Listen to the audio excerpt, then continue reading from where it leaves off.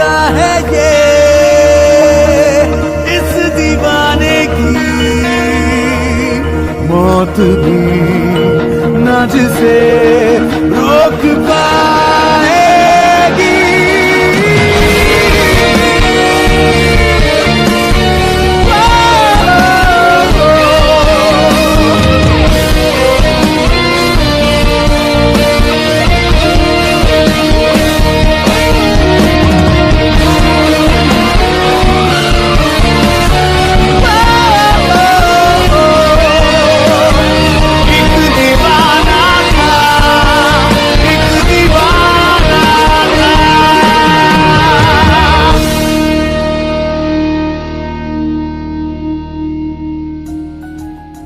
Hello armies, എല്ലാവർക്കും സുഖമല്ലേ?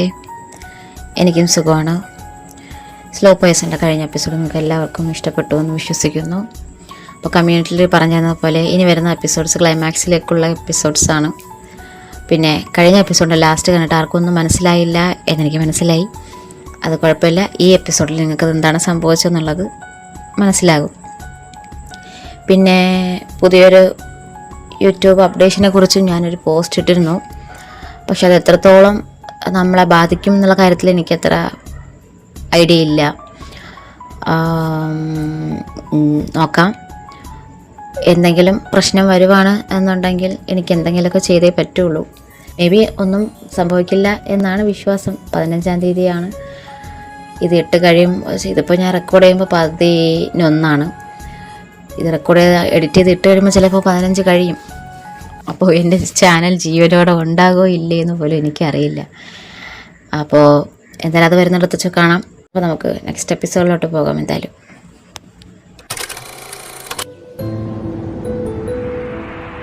Doctor, അവൾക്ക് എങ്ങനെയുണ്ട്? എന്താ പറ്റിയത് അവൾക്ക്? അതോടെ പറയാൻ കഴിയില്ല. ഫർദർ ചെക്കപ്പിന് ശേഷമേ എന്തെങ്കിലും പറയാനാകും. ബട്ട് സിറ്റുവേഷൻ ക്രിട്ടിക്കലാണ്. Right now she is on life support. We need to wait and see how they respond. Doctor, അവൾക്ക് എന്തെങ്കിലും പേടിക്കണ്ട. പെട്ടെന്ന് ബ്ലഡ് വോമിറ്റ് ചെയ്തെന്നല്ലേ പറഞ്ഞേ? അതെ. ഓക്കെ, ബ്ലഡ് ചെക്ക് ചെയ്യാൻ അയച്ചിട്ടുണ്ട്. റിസൾട്ട് കിട്ടുന്നവരെ നമുക്ക് വെയിറ്റ് ചെയ്ത് പറ്റൂ എന്ന് പറഞ്ഞിട്ട് ഡോക്ടർ അവിടെ നിന്ന് പോയി. കൗശി അവൻ നന്നേ വിറയ്ക്കുന്നുണ്ടായിരുന്നു. അവൻ്റെ കയ്യിലും ഡ്രസ്സിലും ചോരപ്പാടുകളുണ്ടായിരുന്നു. ഒപ്പം അവൻ്റെ കണ്ണിൽ നിന്ന് അതിലില്ലാതെ കണ്ണീർ ഒഴുകിക്കൊണ്ടേയിരുന്നു. ഒരു നിമിഷത്തിൽ എന്താണ് സംഭവിച്ചതെന്ന് അവൻ ഇപ്പോഴും അറിയില്ല. അവൾ തൻ്റെ മുന്നിൽ നിന്ന് ചങ്കുപൊട്ടി കരഞ്ഞത് അവൻ ഓർക്കുന്നുണ്ട്. തന്നെ പഴിച്ചാരി അവൾ എന്തൊക്കെയോ പുലമ്പിയെന്ന് അവൻ ഓർക്കുന്നുണ്ട്. പിന്നെന്താ സംഭവിച്ചത്?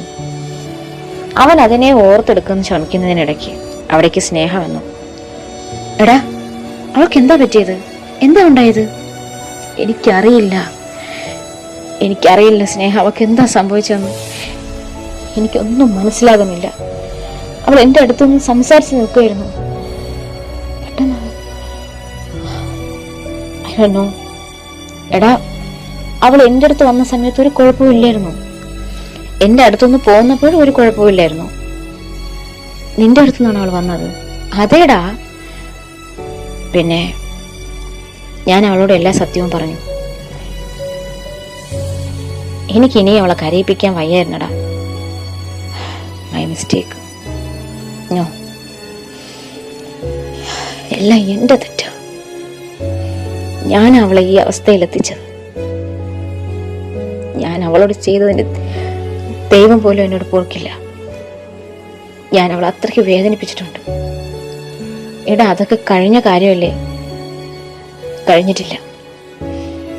ഇതവളെന്നെ ശിക്ഷിച്ചതാ. അവൾ എനിക്ക് തന്ന പണിഷ്മെന്റ്. പക്ഷെ സീരിയസ്ലി അവൾക്ക് എന്തെങ്കിലും സംഭവിച്ചാൽ പിന്നെ ഞാൻ ജീവനോടെ ഇരിക്കില്ല. എടാ, ഒന്നും സംഭവിക്കില്ല. നീ ഇങ്ങനെ ഹോപ്പ്ലെസ് ആയിട്ട് സംസാരിക്കില്ലേ? അവൾക്കൊന്നും സംഭവിക്കില്ല. നീ വേറെ ആരുടെങ്കിലും പറഞ്ഞോ? അവളെ രവിയെങ്കിലിനോട്. അദ്ദേഹം വന്നാൽ പിന്നെ എന്നെ ജീവനോടെ വച്ചിക്കില്ല എന്ന് പറഞ്ഞു നിൽക്കുമ്പോൾ തന്നെ അവിടേക്ക് രവി വന്നു. വന്ന പാടെ അദ്ദേഹം കൗശിക്കിനെ അറ്റാക്ക് ചെയ്യാൻ തുടങ്ങി. ഡാ, എന്റെ കൊച്ചിനെ നീ എന്താടാ ചെയ്തത്? നിന്നോട് ഞാൻ അപ്പോഴേ പറഞ്ഞതല്ലടാ അവൾ വെറുതെ വിട്ടേക്കാൻ. ഇപ്പൊ എന്റെ കൊച്ചിനെ കൊലക്കി കൊടുത്തപ്പോ നിനക്ക് സമാധാനായില്ലേ?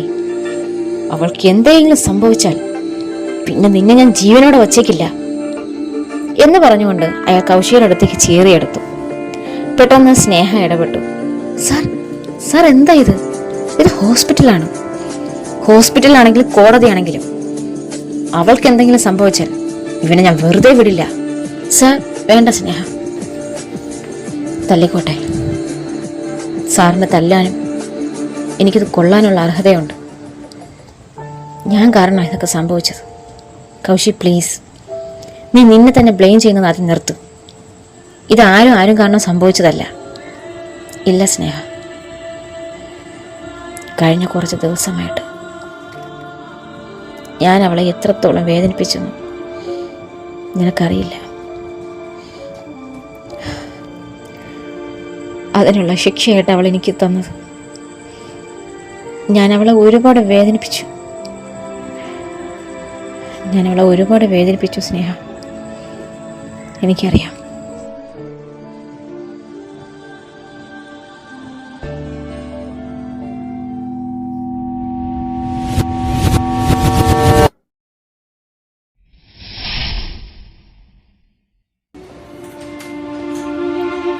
അങ്കിൾ, എന്നെ ആരോ വിളിക്കുന്നുണ്ട്.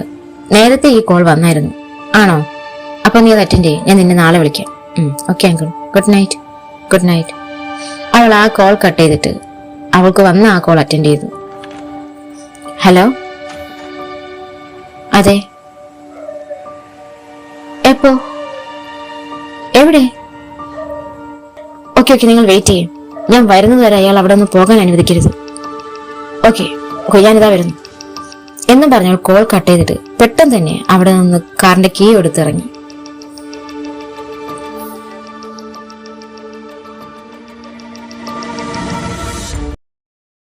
അവൾ നേരെ ചെന്നത് കൗശിയുള്ള ആ ബാറിലേക്കാണ്. എവിടെയാള്? ദേ അവിടെ കിടപ്പുണ്ട് മാഡം. ആള് നല്ല ഫിറ്റാണ്. ബാർ ക്ലോസ് ചെയ്യാനുള്ള സമയമായിട്ടും ആള് പോകുന്ന ലക്ഷണമൊന്നുമില്ല. ബില്ലും പേ ചെയ്തില്ല. ബില്ല് കാണിച്ചപ്പോ ഡെബിറ്റ് കാർഡാണെന്ന് കരുതി മാഡത്തിന്റെ ഓഫീസിൽ ID കാർഡാ തന്നത്. അപ്പോഴാണ് മനസ്സിലായത് മാഡത്തിന്റെ ഓഫീസിലെ സ്റ്റാഫാണെന്ന്. ബില്ല് എവിടെയാ പേ ചെയ്യേണ്ടത്? അവിടെയാണ് മാം. അവൾ പോയി ബില്ല് പേ ചെയ്ത് വന്നു. എന്നിട്ട് അവൾ തന്നെ അവനെ എടുത്തുകൊണ്ട് നടക്കാൻ തുടങ്ങി. അയ്യോ മാഡം എന്തിനാ ഇപ്പൊ അയാളെ എടുക്കുന്നേ? ഞങ്ങൾ അയാളെ പിടിച്ച് പുറത്തിരുത്തിക്കോളാം. ബോധം വരുമ്പോൾ എഴുന്നേറ്റ് പൊക്കോളും. Just shut up. Don't dare to talk about him like that. Okay? Sorry ma'am. He is my man. അപ്പം ഞാൻ തന്നെയല്ലേ എടുക്കേണ്ടത്? Yes ma'am, sorry. അവൾ അവനെ എടുത്തുകൊണ്ട് നേരെ അവളുടെ ഫ്ലാറ്റിലേക്കാണ് വന്നത്. അവൾ അവനെ എങ്ങനെയോ അവളുടെ ബെഡിൽ കൊണ്ട് കിടത്തി. അവൻ എപ്പോഴും എന്തൊക്കെയോ പിച്ചും പെയ്യും പറയുന്നുണ്ടായിരുന്നു. അവൻ എന്താ പറയുന്നതെന്ന് അവൾ ശ്രദ്ധിച്ചു. ഒബിയസ്ലി അത് അവളെക്കുറിച്ച് തന്നെയായിരുന്നു. ശരിക്കും അവൾക്കങ്ങനെ മൂവ് ഓൺ ആവാൻ കഴിയൂ? No way. ഇതായിരുന്നു അവന്റെ സംശയം. അവൾക്ക് അത് കേട്ട് ചിരിയാണ് വന്നത്. ആൾ മൊത്തത്തിലൊന്ന് കുഴഞ്ഞു പോയിട്ടുണ്ടെന്ന് അവൾക്ക് മനസ്സിലായി. അവൾ അവന്റെ ഷൂ ഒക്കെ റിമൂവ് ചെയ്തിട്ട് അവനെ നേരെ ബെഡിൽ കിടത്തി. പെട്ടെന്ന് അവൻ അവളുടെ കയ്യിൽ പിടിച്ചു. I know Mitra. You can't move on. I know you can't leave me. അതവൻ ബോധത്തോടെയാണോ പറയുന്നതെന്ന് അവൾ ശ്രദ്ധിച്ചു. അല്ല, അബോധാവസ്ഥയിൽ തന്നെയാണ്. ബോധത്തോടെ അവൻ ഈ വാക്കുകളൊന്നും പറയില്ല എന്ന് അവൾക്ക് നന്നായി അറിയാം. അവൾ അവന്റെ കൈ വിടുവിച്ചിട്ട് കുറച്ചു മാറിയിരുന്നു. അല്ല, അവനെ തന്നെ നോക്കിയിരുന്നു. അവൻ മയങ്ങുന്നതിന്റെ സൗന്ദര്യം നോക്കിയിരുന്നതാണോ, അതോ അവൻ പുലമ്പുന്നതിന്റെ നിഷ്കളങ്കത നോക്കിയിരുന്നതാണോ, അതോ ഇത്ര നാളും താൻ മനസ്സിൽ കൊണ്ടു നടന്ന മനുഷ്യൻ ഇപ്പൊ തന്റെ മുന്നിൽ തന്റെ ബെഡിൽ ഇങ്ങനെ നീണ്ടു നിവർന്ന് കിടക്കുന്നത് നോക്കിയിരുന്നതാണോ എന്നറിയില്ല. അവൾ അങ്ങനെ അവനിൽ തന്നെ കണ്ണു നട്ട് നോക്കിയിരുന്നു.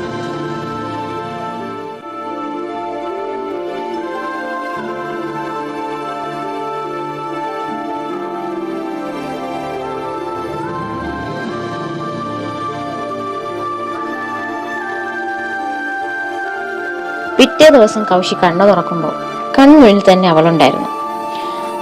അവൻ ഉണരുന്നും കാത്തിരിക്കുകയായിരുന്നു. അവൻ കണ്ണു തുറന്ന പാടെ ചുറ്റിലും നോക്കി.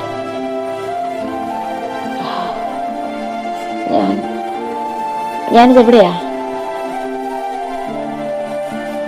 നീ എന്താ ഇവിടെ? അല്ല, ഞാനെന്താ ഇവിടെ? ഇന്നലെ വെള്ളം അടിച്ച് ബോധമില്ലാതെ ബാറിൽ കിടന്ന് ഓർക്കുന്നുണ്ടോ? അവിടുന്ന് ഞാനാ ഇവിടേക്ക് കൊണ്ടുവന്നത്. എന്താ പുതിയ പുതിയ ശീലങ്ങളൊക്കെ തുടങ്ങിയോ? അത് ഞാൻ എന്റെ ഷർട്ട് എവിടെ എന്ന് പറഞ്ഞുകൊണ്ട് അവൻ ബെഡിൽ നിന്ന് എഴുന്നേറ്റു. ഞാനത് ഊരി മാറ്റിയിട്ടു, നനഞ്ഞതുകൊണ്ട്. അത് കേട്ടതും അവൻ ചെറിയ പരിങ്ങലോടെ വന്ന് ഷർട്ട് എടുത്തിട്ടു. ഐം സോറി എന്ന് മാത്രം പറഞ്ഞ് അവൻ പെട്ടെന്ന് അവിടെ നിന്ന് ഇറങ്ങിപ്പോയി കളഞ്ഞു. മിത്ര ഒന്നും മനസ്സിലാവാതെ നെറ്റി വിളിച്ചു.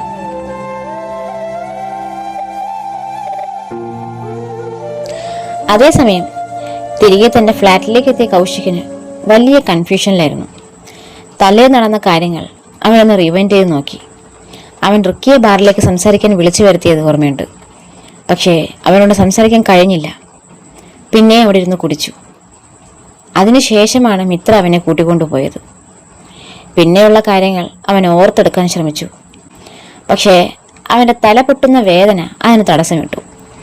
അവൻ ശക്തമായും തല തിരുമി നേരെ ബെഡിലേക്ക് ചാഞ്ഞു. പെട്ടെന്ന് അവിടേക്ക് മിത്ര വന്നു. അവളെ കണ്ടതും അവൻ ബെഡിൽ നിന്ന് ചാടി എഴുന്നേറ്റു. കൗശി, വാട്ട് ഹാപ്പൻഡ്? താൻ എന്താ പെട്ടെന്ന് അവിടെ നിന്ന് പിക്കളഞ്ഞത്? എന്തിനാ സോറി പറഞ്ഞത്? അത് എല്ലാറ്റിനും. എന്തെല്ലാറ്റിനും? എനിക്കറിയില്ല. നീ ഇപ്പൊ പോ. എന്താ കൗശി എന്ന് ചോദിച്ചുകൊണ്ട് അവൾ അവൻ്റെ അടുത്തേക്ക് ചെന്നു. അവൻ അവളിൽ നിന്ന് ഒഴിഞ്ഞു മാറി. ഒന്നുമില്ല, നീ ഇപ്പൊ പോ. എനിക്കിത് തല പൊട്ടുന്ന പോലെ വേദന എടുക്കുന്നു. ഇനി കുറച്ചേരം കിടക്കണം. Leave me alone. ഓക്കെ, എങ്കിൽ താൻ റെസ്റ്റ് എടുക്ക്. ഞാൻ പിന്നെ വരാം എന്ന് പറഞ്ഞിട്ട് അവൾ അവിടെ നിന്ന് പോയി. കൗശി തലയ്ക്ക് കൈ കൊടുത്തുകൊണ്ട് വീണ്ടും ബെഡിലേക്ക് വീണു.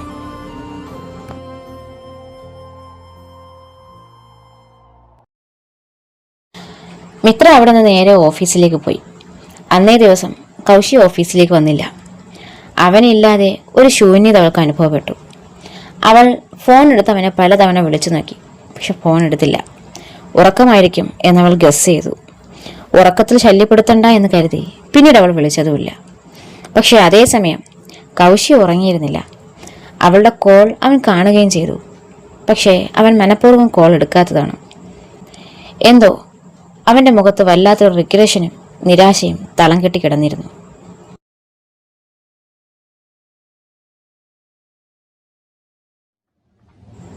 അന്ന് വൈകുന്നേരം അവൾ ഓഫീസ് വിട്ട് വന്നതിന് ശേഷവും അവനെ വിളിച്ചു നോക്കി. No respond. അവളുടെ ഉള്ളിൽ എന്തൊക്കെയോ ചെറിയ സംശയങ്ങൾ ഉയർന്നു വന്നു. കൗശി വീണ്ടും തന്നെ ഇഗ്നോർ ചെയ്ത് തുടങ്ങിയോ? ഏയ് ഇല്ല, തനിക്ക് വെറുതെ തോന്നുന്നതായിരിക്കും. ചിലപ്പോൾ അവൻ്റെ ഇന്നലത്തെ ഹാങ് ഓവർ മാറിയിരിക്കില്ല. ആദ്യമായിട്ടല്ലേ അവനിങ്ങനെ കുടിക്കുന്നേ, അവൾ മനസ്സിലോർത്തു. പക്ഷെ കൗശികിന് മിത്ര കരുതുന്നത് പോലെ ഹാങ് ഓവർ മാറാത്തതാണോ അവൻ്റെ തലവേദന മാറിയിരുന്നില്ല. രാത്രി കഴിക്കാൻ അവൻ ഫുഡ് എടുത്ത് വെച്ചുവെങ്കിലും അത് കഴിക്കാതെ മാറ്റിവെച്ചു. എന്തോ ഒരു നിരാശ അവനെ അലട്ടുന്നുണ്ടായിരുന്നു. അവൻ ഫുഡ് മാറ്റിവെച്ച് തിരികെ ബെഡിലേക്ക് വന്ന് കിടന്നു. ഫോൺ ചെക്ക് ചെയ്തപ്പോൾ മിത്രയുടെ മിസ് കോൾ കണ്ടിരുന്നു. പക്ഷെ അവനെ തിരികെ വിളിക്കാൻ തോന്നിയില്ല. ഫോൺ ബെഡിലേക്കിട്ട് അവനൊന്ന് മയങ്ങിയതേ ഓർമ്മയുള്ളൂ. പെട്ടെന്ന് പുറത്ത് കോളിംഗ് ബെല്ല് കേട്ടവൻ ഞെട്ടി ഉണർന്നു. ഉടനെ ചെന്ന് ഡോറ് തുറന്നു. മിത്ര. അവൾ വാതിൽ തള്ളി തുറന്നുകൊണ്ട് അകത്തേക്ക് കയറി വന്നു. എന്താ താൻ വിളിച്ചിട്ട് കോൾ എടുക്കാത്തത്? മിത്ര, നീ എന്താ ഈ സമയത്ത്?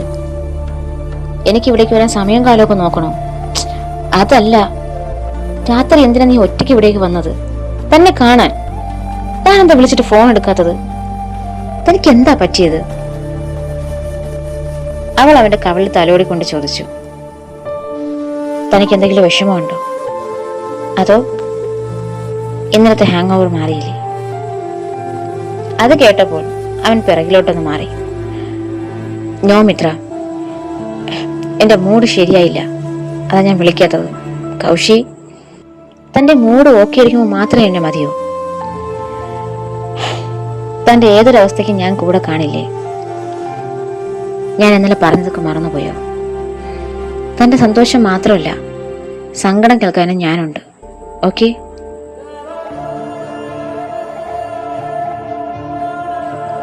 ഇപ്പൊ തന്റെ പ്രശ്നം എന്താ? തലവേദന എടുക്കുന്നുണ്ടോ? ഞാൻ മസാജ് ചെയ്ത് തരട്ടെ എന്ന് പറഞ്ഞുകൊണ്ട് അവൾ അവന്റെ മുടി ഇഴകളിലൂടെ വിരലോടിച്ചു. എനിക്കറിയാം താനിവിടെ എന്തോ വിഷമത്തിലാണ്, അതാ ഞാൻ വന്നത്. തനിക്കിപ്പോ എന്റെ ആവശ്യമുണ്ടെന്ന് തോന്നി. തന്നെ സ്ട്രെസ് റിലീഫ് ചെയ്യാൻ വേണ്ടി ഞാൻ എന്താ ചെയ്തു തരേണ്ടത്? എന്റെ ഹെൽപ്പ് വേണം എന്ന് ചോദിക്കുമ്പോൾ തന്നെ അവൾ അവന്റെ മൂക്കും തട്ടുന്ന അകലത്തിലെത്തിയിരുന്നു.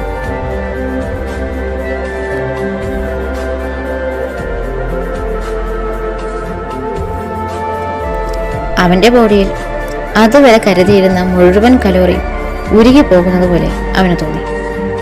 അവളുടെ ശ്വാസം അവന്റെ മുഖത്ത് തട്ടുന്ന കാരണം അവന് ശ്വസിക്കുന്ന കാര്യം തന്നെ മറന്നുപോയി. അവൻ മറുപടി ഒന്നുമില്ലാതെ അവളെ തന്നെ നോക്കി നിൽക്കവേ അവളുടെ ചുണ്ട് അവന്റെ മേലമർത്തി.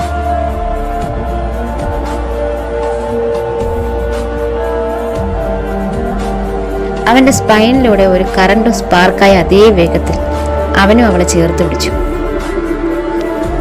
അവളുടെ ചുംബനത്തിന്റെ ആഴവും തീവ്രതയും കൂടുന്നതിനനുസരിച്ച് അവളുടെ മേലുള്ള പിടിയും ഉറങ്ങിക്കൊണ്ടേയിരുന്നു. പെട്ടെന്ന് അവിടേക്ക് ആരോ വാതിൽ തുറന്നു വന്നു.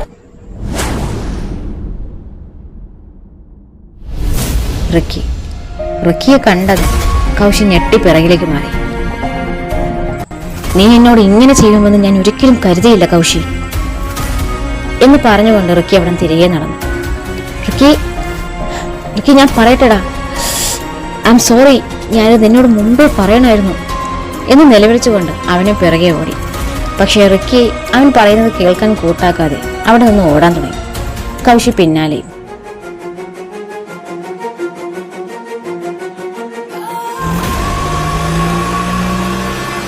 റിക്കി പെട്ടെന്ന് കാറിൽ കയറി വണ്ടി തിരിച്ചു. പക്ഷേ അവനെതിരെ വരുന്ന ലോറിയെ ശ്രദ്ധിച്ചില്ല.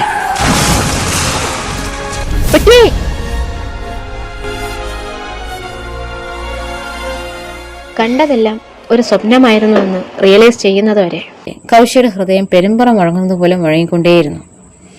അവന്റെ നെറ്റിയിലെ വേർപ്പ് തുള്ളികൾ തുടച്ചു കളഞ്ഞു. പെട്ടെന്ന് അതേ വേഗത്തിൽ അവന്റെ ഫോൺ റിങ് ചെയ്തു. മിത്ര, നീ എന്തിനാ എന്നെ എപ്പോഴും ഇങ്ങനെ വിളിച്ച് ശല്യം ചെയ്യുന്നത്? എനിക്കൊരു അല്പമെങ്കിലും സമാധാനം താ എന്ന് പറഞ്ഞവൻ പെട്ടെന്ന് കോൾ കട്ട് ചെയ്തു. അവനുണ്ടായ ഞെട്ടലിന്റെയും ഭയത്തിന്റെയും ആഫ്റ്റർ റിയാക്ഷൻ അവൻ അവളിലാണ് തീർത്തത്.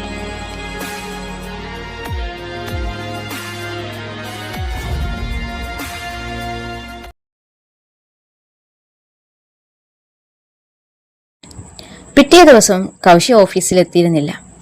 മിത്രയും വിളിക്കാൻ നിന്നില്ല. വിളിച്ചിട്ടെടുത്തില്ലെങ്കിൽ അവൾക്കത് കൂടുതൽ വിഷമമാകും. വിളിച്ചില്ലെങ്കിൽ വിളിച്ചില്ല എന്നേ ഉള്ളൂ. കുറച്ചു കഴിഞ്ഞപ്പോൾ മിത്രയ്ക്ക് റിക്കിയുടെ കോൾ വന്നു. അവൾ അത് അറ്റൻഡ് ചെയ്തു. ഹലോ, റിക്കി പറഞ്ഞോളൂ. Mitra, how are you? I am good. എന്താ? നത്തിങ്. ഞാൻ തന്നോട് താങ്ക്സ് പറയാനാണ് വിളിച്ചത്. എന്തിനാ? അപർണ എന്നെ വിളിച്ചിരുന്നു. ഓ, അന്ന് വീട്ടിൽ വെച്ച് നടന്ന കാര്യം അയാൾ എന്നോട് പറഞ്ഞു. ആഹാ, യാ. എന്തായാലും താൻ അയാളെ സഹായിക്കുമെന്ന് ഞാൻ ഒരിക്കലും കരുതിയില്ല. ഞാൻ അന്ന് തന്നോട് പറഞ്ഞുവെങ്കിലും. അത് വേറൊന്നുമല്ല. ഋത്തിക്ക് എന്നോട് അവളെ ഹെൽപ്പ് ചെയ്യണമെന്ന് പറഞ്ഞതിൻ്റെ പിറ്റേന്ന് അവളെൻ്റെ വീട് തേടി വന്നിരുന്നു. വീട് തേടി വന്ന ആളെ നിരാശപ്പെടുത്താൻ പാടില്ലല്ലോ. യാ, അന്ന് അവളെ അങ്ങോട്ടേക്ക് പറഞ്ഞു വിട്ടതും ഞാനാ. റിയലി? അവൾക്ക് ചെറിയ പേടിയുണ്ടായിരുന്നു, താൻ സഹായിക്കില്ലയോ എന്നൊക്കെ. ആഹാ. എന്തായാലും ആ പ്രശ്നം കലങ്ങിത്തെളിഞ്ഞല്ലോ. അതിനുള്ള കാരണക്കാരി താനാ. താൻ ഇടപെട്ടതുകൊണ്ടാണ് ആ പ്രശ്നം അത്രയും സ്മൂത്തായി സോൾവ് ആയത്. ഓക്കെ, നമുക്കൊന്ന് മീറ്റ് ചെയ്യണമല്ലോ. എവിടെ വെച്ച് വേണം?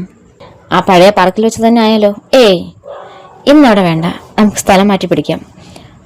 ഇവിടെ അടുത്തൊരു കഫേ ഉണ്ട്, അവിടെ വെച്ചായാലോ? പിന്നെന്താ, അത് ഏത് കഫേയാണെന്ന് താൻ എനിക്ക് ലൊക്കേഷൻ ഷെയർ ചെയ്താൽ മതി.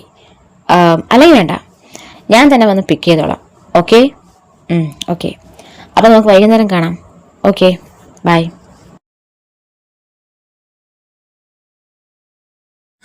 അന്ന് വൈകുന്നേരം റിക്കി പറഞ്ഞത് പ്രകാരം മിത്രയും പിക്ക് ചെയ്ത് അവൾ പറഞ്ഞ ആ കഫേയിലേക്ക് എത്തി. അവിടെ അവൾ പ്രതീക്ഷിക്കാത്ത ഒരാൾ കൂടി ഉണ്ടായിരുന്നു, കൗശിക്. അവനെ കണ്ടപ്പോൾ റിക്കി നെറ്റി ചുളിച്ചു. എന്നാൽ കൗശി റിക്കിയെ കണ്ടപ്പോൾ കണ്ണു മിഴിക്കുകയാണ് ചെയ്തത്. ഹേയ്, നീ എന്താടാ ഇവിടെ? ഞാനവളെ മീറ്റ് ചെയ്യാൻ വന്നത്. ആരെ?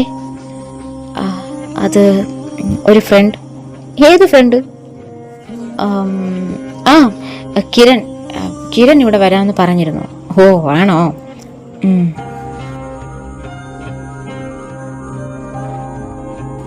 അല്ല, നീ എന്താ ഇവിടെ?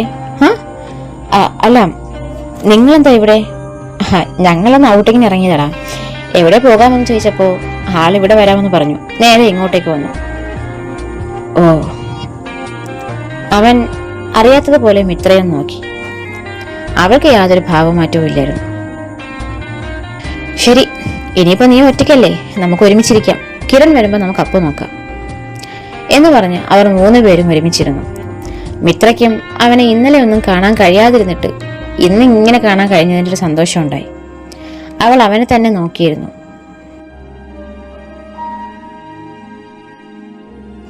പിന്നെ അത് നീ ബാറിൽ നിന്ന് എപ്പോഴാ തിരികെ പോയേ? ബോധം ഉണ്ടായിരുന്നോ? കുറച്ചു കഴിഞ്ഞപ്പോൾ ഞാൻ പോയി. അല്ല, നീ എന്താ അന്ന് എന്നോട് ചോദിച്ചത്? എനിക്കിത് മനസ്സിലായില്ല. ഞാൻ എൻ്റെ അടുത്ത് എന്തോ എടുത്തു എന്ന് പറഞ്ഞില്ലേ, അതെന്തായിരുന്നു?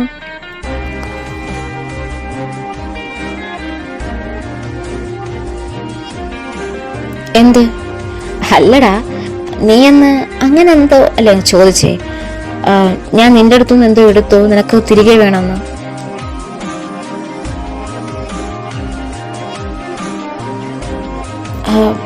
ആണോ? എനിക്കത് ഓർമ്മയില്ല. ഞാനത് കുടിച്ചിട്ട് ബോധമില്ലാതെ എന്തെങ്കിലും പുലമ്പിയതായിരിക്കും. അങ്ങനെ ആവാനേ ചാൻസ് ഉള്ളൂ. അല്ലാതെ ഞാൻ നിന്റെ അടുത്തുനിന്ന് എന്തെടുക്കാനാ? അതെ. അല്ല, നിന്റെ മമ്മിക്ക് എങ്ങനെയുണ്ട്? സ്റ്റെയർ കേസിൽ നിന്ന് വീണു എന്ന് പറഞ്ഞിട്ട് നിനക്ക് അത് ഓർമ്മയുണ്ടോ? ഇത് ഞാനന്ന് നിനക്ക് ബോധമില്ലാത്ത സമയത്ത് പറഞ്ഞതാ. ഓ. കൗശിക്കിന്റെ കയ്യിൽ നിന്ന് പോയിക്കൊണ്ടിരിക്കുകയാണെന്ന് മിത്രയ്ക്ക് മനസ്സിലായി. അവൾ അവളുടെ ചിരി കൺട്രോൾ ചെയ്യാൻ നല്ലതുപോലെ പാടുപെടുന്നുണ്ടായിരുന്നു. അത് നീ പിന്നീട് എനിക്ക് മെസ്സേജ് ഇട്ടിരുന്നല്ലോ വാട്സാപ്പിൽ, മമ്മിക്ക് കുഴപ്പമൊന്നുമില്ല എന്നൊക്കെ പറഞ്ഞിട്ട്. അങ്ങനെ അറിഞ്ഞതാ. ഓ, സോറിടാ. ഇപ്പോൾ കുഴപ്പമില്ല, ചെറിയൊരു ചതവേ ഉള്ളൂ, ബാൻഡേജ് ഇട്ടിട്ടുണ്ട്. ഓ. അല്ല, മമ്മി സ്റ്റെയർ കേസിൽ നിന്ന് വീണ കാര്യം റിക്കി എന്നോട് പറഞ്ഞില്ലല്ലോ. ഏയ്, പറയത്തക്ക സീരിയസ് ഒന്നും അല്ലടോ, ചെറിയൊരു ചതവേ ഉണ്ടായിരുന്നുള്ളൂ. ഇപ്പോൾ ആള് ഓക്കെയാണ്. അവൻ അതും പറഞ്ഞ് നേരെ കൗശിക്കിന്റെ അടുത്തേക്ക് തിരിഞ്ഞ് എന്തോ സംസാരിച്ചുകൊണ്ടിരുന്നു. മിത്ര അത് മുതലെടുത്ത് കൗശിയിൽ തന്നെ കണ്ണു നട്ടിരുന്നു.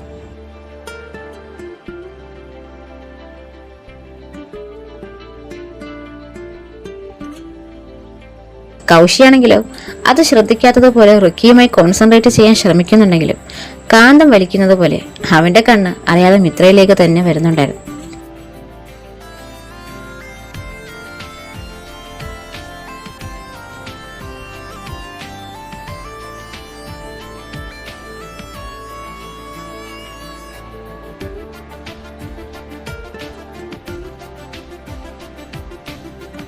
പെട്ടെന്ന് കൗശി ചാടി എഴുന്നേറ്റു.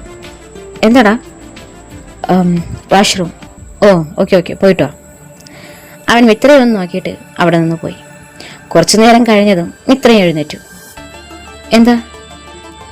എനിക്കും വാഷ്റൂം. തനിക്കോ? ഓക്കെ, പോയിട്ടോ.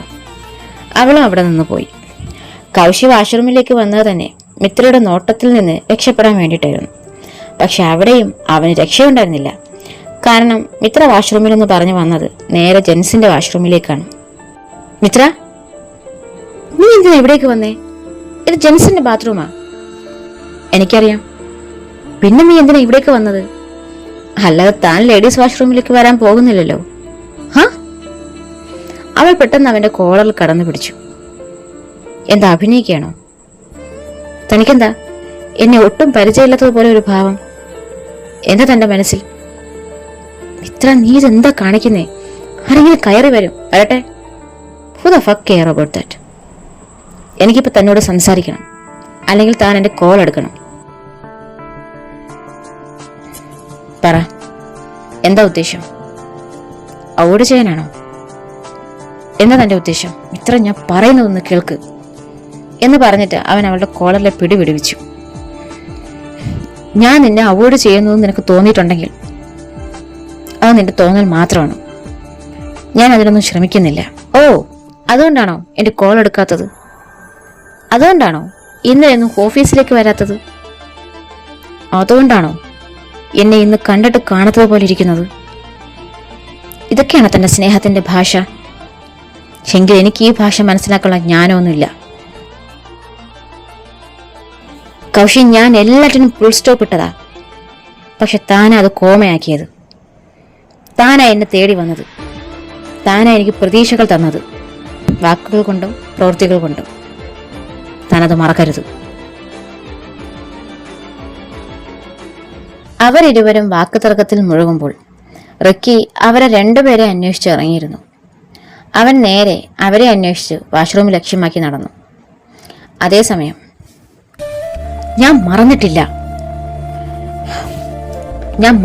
മിത്ര. എനിക്കെല്ലാം ഓർമ്മയുണ്ട്. ആ ഓർമ്മയുള്ളതുകൊണ്ട് തന്നെയാണ് നീ വിളിച്ചപ്പോൾ ഞാൻ ഈ കഫേയിലേക്ക് വന്നത്. പക്ഷെ അവിടേക്ക് നീ റിക്കിയും കൂട്ടി വരുമെന്ന് ഞാൻ കരുതിയില്ല. നിനക്കറിയാലോ മിത്ര എന്റെ അവസ്ഥ. ശരിയാ, ഞാൻ നിന്നെ ഇഗ്നോർ ചെയ്തു. അതിന്റെ കുറ്റബോധം കൊണ്ട് തന്നെയാണ് നീ വിളിച്ചപ്പോൾ ഞാൻ ഇവിടേക്ക് വന്നത്. പക്ഷെ നീ റിക്കിയെ എന്തിനാ വിളിച്ചത്? റിക്കിയെ ഞാൻ വിളിച്ചതല്ല.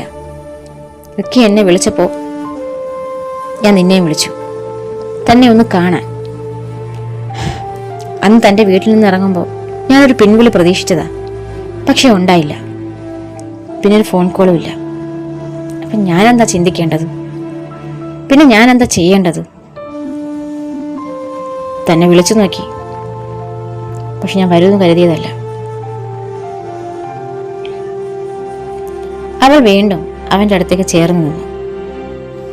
അവനെ ഒന്ന് തണുപ്പിക്കാനായി അവൾ അവന്റെ കഴുത്തിലൂടെ ഒന്ന് തലോടി. കൗശി, എനിക്കറിയാം നിന്റെ അവസ്ഥ. ശരിക്കും ഞാൻ തന്നെ ധൃതിപ്പെടുത്തുന്നില്ല. കാരണം എനിക്കറിയാം എല്ലാറ്റിനും ഒടുവിൽ താൻ എന്റേത് മാത്രമായിരിക്കുമെന്ന്. താൻ ഓവർ സ്ട്രെസ് എടുക്കണ്ട. അതെനിക്കിഷ്ടവുമല്ല. എല്ലാം ഞാൻ മാനേജ് ചെയ്തോളാം. റിക്കിയുടെ എല്ലാം ഞാൻ തുറന്നു പറഞ്ഞോളാം. താൻ അതുവരെ സമാധാനമായിട്ടിരിക്കും. അനാവശ്യമായിട്ട് കുടിക്കരുത്. ഹെൽത്ത് കേടാക്കരുത്. കാരണം എനിക്ക് തൻ്റെ ഒപ്പം ഒരുപാട് കാലം ജീവിക്കണമെന്ന് ആഗ്രഹമുണ്ട്.